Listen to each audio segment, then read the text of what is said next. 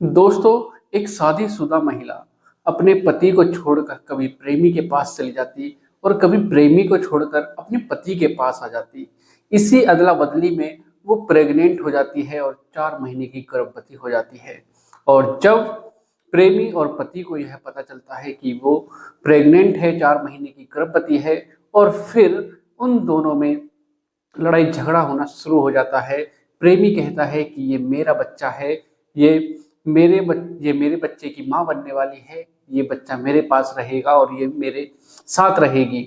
और पति कहता कि ये मेरा बच्चा है और ये मेरे साथ रहेगी। और दोस्तों, इसी दौरान दो कत्ल होते हैं, और जो दो कत्ल होते हैं वो पूरे इलाके में सनसनी फैला देते हैं, क्योंकि वो इतनी बुरी तरह से दो कत्ल होते हैं कि सबकी रूह कांप जाती है।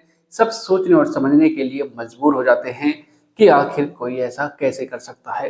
तो दोस्तों, जानते हैं आज की इस कहानी के माध्यम से पूरी घटना को कि आखिरकार वो कत्ल कैसे और क्यों हुए।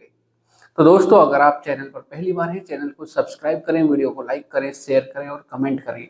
बेल आइकन जरूर दबाएं, जिससे कि मेरे आने वाली हर एक वीडियो आप तक पहुंच सके और आप इसी प्रकार क्राइम से रूबरू हो सके। तो दोस्तों, मेरी जो वीडियो है वो हर रात 8 बजे आती है। तो चैनल को सब्सक्राइब करें और बेल आइकन जरूर दबाएं, जिससे कि आपके पास वीडियो डलते ही नोटिफिकेशन पहुंच जाए और आप इसी प्रकार क्राइम से रूबरू हो सके। तो दोस्तों, चलते हैं, जानते हैं शुरू से आखिर तक हर बार की तरह। नमस्कार दोस्तों, मैं अनुज आज आपके लिए जो ये कहानी, एक घटना लेकर आया हूँ, ये है दिल्ली की। दोस्तों, दिल्ली के नबी करी जो इलाका है, नबी करी, उसी इलाके का कुतुब रोड है, उसकी ये घटना है। रात के करीब 10:15 हो रही थी और 14 अक्टूबर 2025 का वाक्य होता है।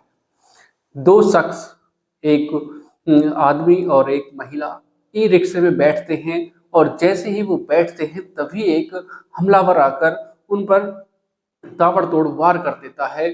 उस महिला पर ताबड़तोड़ वार करता है, और जो उसके साथ शख्स था, उस महिला के साथ, वो उस हमलावर से चाकू लेकर उसी हमलावर के ऊपर ताबड़तोड़ वार कर देता है। और तभी दो कत्ल हो जाते हैं। और जैसे ही आसपास के लोग उस घटना को देखते हैं, सब हैरान हो जाते हैं, सबके पैरों के तले से जमीन खिसक जाती है कि आखिर कुछ ही क्षणों में ये क्या हो गया। दोस्तों, पुलिस के पास सूचना पहुंचती है। जो शख्स होते हैं वो तीनों, जो हमलावर था और जो महिला थी और जो महिला के साथ जो व्यक्ति था, उन तीनों को हॉस्पिटल ले जाया जाता है। हमलावर की मौत हो जाती है और जो महिला होती है उसकी भी मौत हो जाती है। और जो तीसरा शख्स होता है, जो महिला के साथ होता है, वो गंभीर रूप से घायल हो जाता है।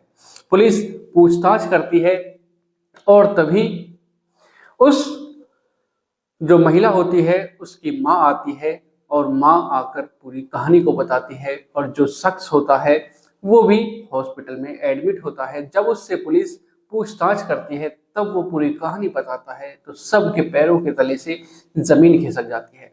वो शख्स बताता है कि साहब, मेरा नाम आकाश है और मेरी शादी अब से 4-5 साल पहले शालिनी से हुई थी।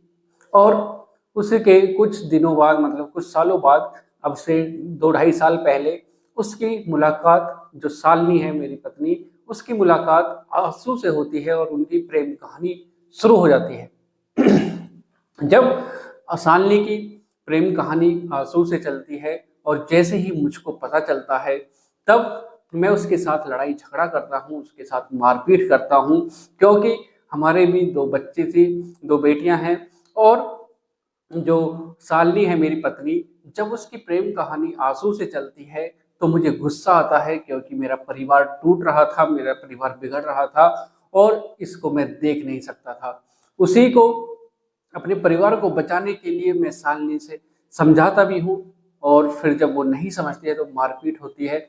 और फिर उसके दौरान जो शालिनी होती है, शालिनी अब से कुछ महीनों पहले वो मुझको छोड़कर आंसू के पास पहुंच जाती है और उससे कहती है कि मैं अपने पति को छोड़कर तुम्हारे पास आ गई हूँ, अब मैं तुम्हारे साथ रहूंगी।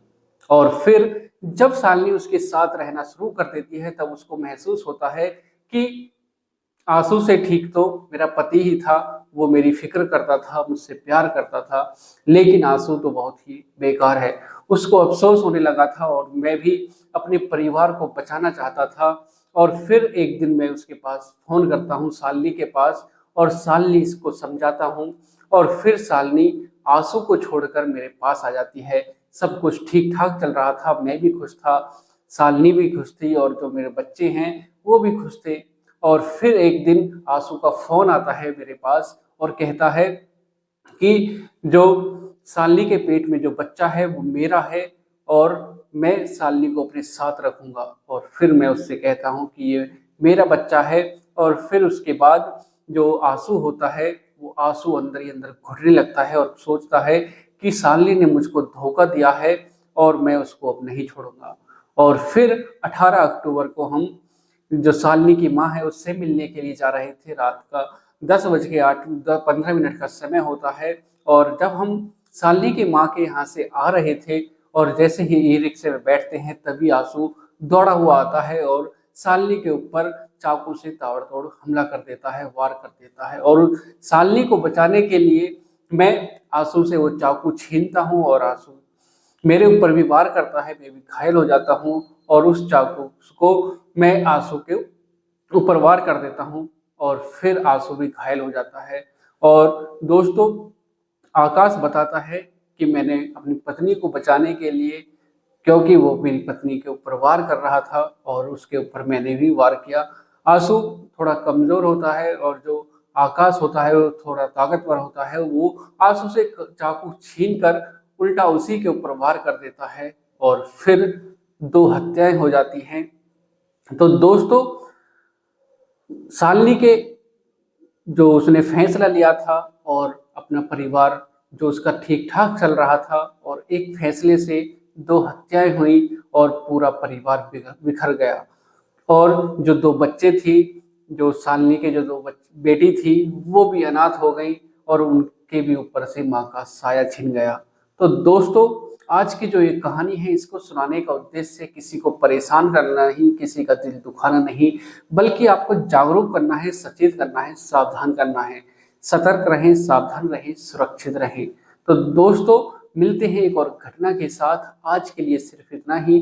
अगर आप चैनल पर पहली बार हैं, चैनल को सब्सक्राइब करें, वीडियो को लाइक करें, शेयर करें और कमेंट करें। बेल आइकन जरूर दबाएं, जिससे कि मेरे हर रोज 8 बजे आने वाली वीडियो आप तक पहुंच सके और आप इसी प्रकार क्राइम से रूबरू हो सके। तो दोस्तों, मिलते हैं एक और घटना के साथ। नमस्कार, जय श्री श्याम।